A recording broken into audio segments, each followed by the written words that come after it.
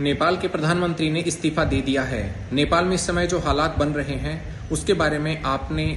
देखा होगा कि कैसे सोशल मीडिया बैन के बाद में जो तात्कालिक प्रभाव तथा उसके साथ में जो अंडरलाइन कॉजेज थे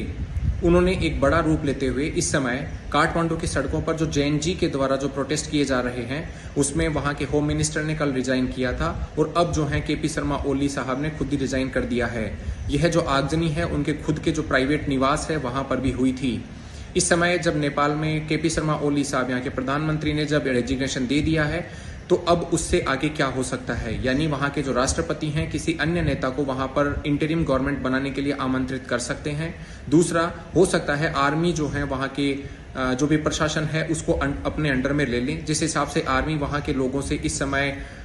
मतलब गुजारिश कर रही है कि वो वायलेंस छोड़ें तथा आर्मी के द्वारा जो है स्टेबलाइज करने की कोशिश इस समय की जा रही है। तीसरा ये भी हो सकता है कि नए चुनाव करवाए जा सकते हैं, लेकिन चुनाव करवाने के लिए जो एक शांतिपूर्वक माहौल होना चाहिए उसकी अभी फिलहाल नेपाल में कमी देखी जा रही है। नेपाल में जो प्रोटेस्ट के कारण है वो वहां पर व्याप्त गरीबी, बेरोजगारी, वहां के लोगों के द्वारा किए गए भ्रष्टाचार, जो कि पिछले 4 साल में 3 बड़े भ्रष्टाचार वहां पर हुए हैं, वो अंडरलाइन कॉजेज हैं। तथा गवर्नमेंट के द्वारा जो 26 सोशल मीडिया वेबसाइट पर जो बैन लगाया गया था वो उसका तात्कालिक कारण था। भारत को भी थोड़ा सा इससे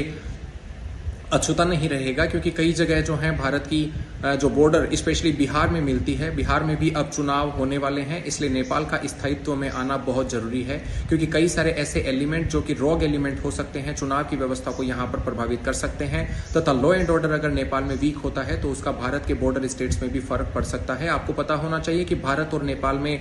यहाँ पर जो है किसी प्रकार का वीजा सिस्टम नहीं है तथा ओपन बॉर्डर दोनों देशों के बीच में जो एक ट्रीटी है उसके तहत ओपन बॉर्डर सिस्टम यहाँ पर लागू होता है। नेपाल में आने वाले अन्य जो